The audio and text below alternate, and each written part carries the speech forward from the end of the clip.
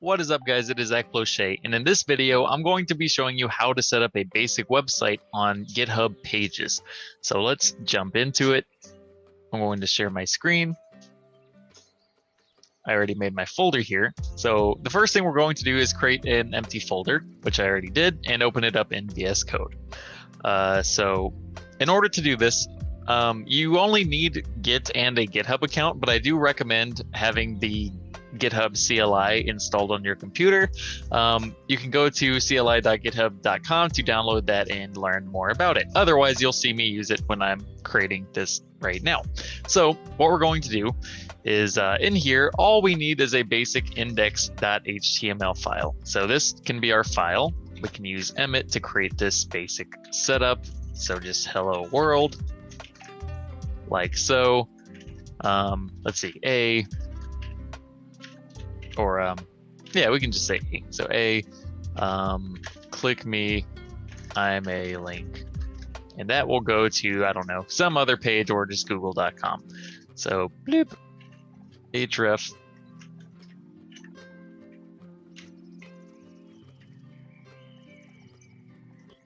google.com. All right, so that's pretty much basic. So now that we have this page, we can open it up in just to see it. Open with the live server, get that up and running, and here's our basic website that we have right now. So if we add CSS, that will also work. I'm not going to do that right now because it's kind of not needed. So what we can do now that we have our project here is we can create our repository. So I'm going to say gh repo create. So this is a GitHub CLI command, so make sure to download that first. I'm going to run this. Create a new repository name. I'm going to say GitHub Pages training site, like that. Description, meh.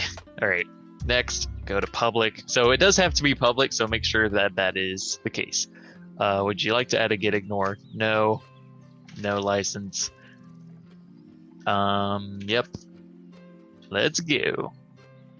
No. Alrighty. Then actually, I don't know why it's, oh, right. So I should have told you, it is better to say git init first to have your repository ready before you do that. Otherwise, you gotta connect it to the actual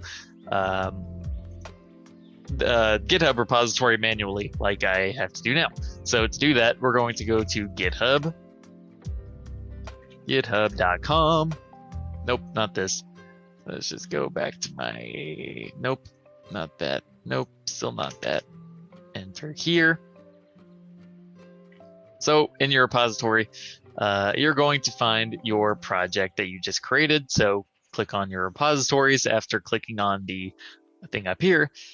And let's see, yep, GitHub Pages training site. Yep, it's being like, hey, you ain't got nothing here. So we're going to grab this this link, copy, and actually, yeah, we can actually just copy this line, git remote at origin, all of this jazz. Add this here. Yep. Now we have it in our Git repo after we initiated our Git repository in here. So now that we have this, we can say git add, git commit -m, initial commit, like so. And we can say git push -u origin master. Cool beans. Now we're going to say gh view, or gh repo view -- web. This will open up our GitHub repository in our browser for us, which I could have just typed that earlier, but I kind of forgot.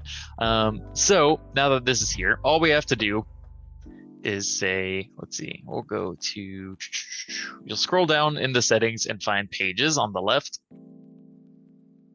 You're going to say it's designed to, okay, yeah. So source, you're going to say master, and that's going to find your index.html page. So you can just click save after you select master. Bloop. All right, so now it says your site is ready to be published there. And let's go ahead and click on this guy. So, okay, so currently it says site not found. Sometimes I've noticed that this happens whenever there's not this weird file type called, oh, and actually, let me just check one thing. Make sure. Yeah, so yeah, page settings. So typically I've found that this happens whenever there's not a .nojekyll file, which I'll show you how to add that. We'll just go here and say .nojekyll like that. It's a bit weird. I don't exactly know why that is even a thing and why not just be able to use a normal file. So we're going to say git commit -m and add nojekyll, and hypothetically now our project should work after it gets pushed. So it's going to push, bleep, cool beans. Now we're going to try this once again. Still site not found. So why is that?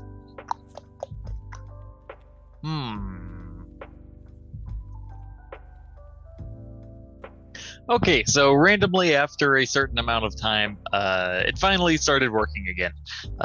So I guess it just takes some kind of a warm-up time in order to actually launch your site.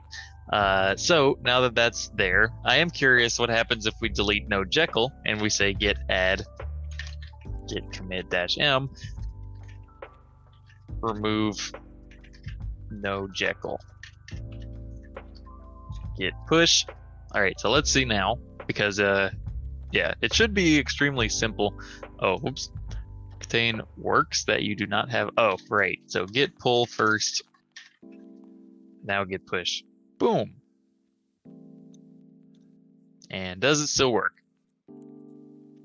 Yes, it does. Okay, so that's cool. Right, so that's, I mean, so that's pretty much all the tutorial right now. I can make a video on how to set up like a custom domain name and everything on it in the future, but if you just want to have a basic version of your project on a website, this, or on like live on the internet, this is how to do it as simple as possible using GitHub Pages.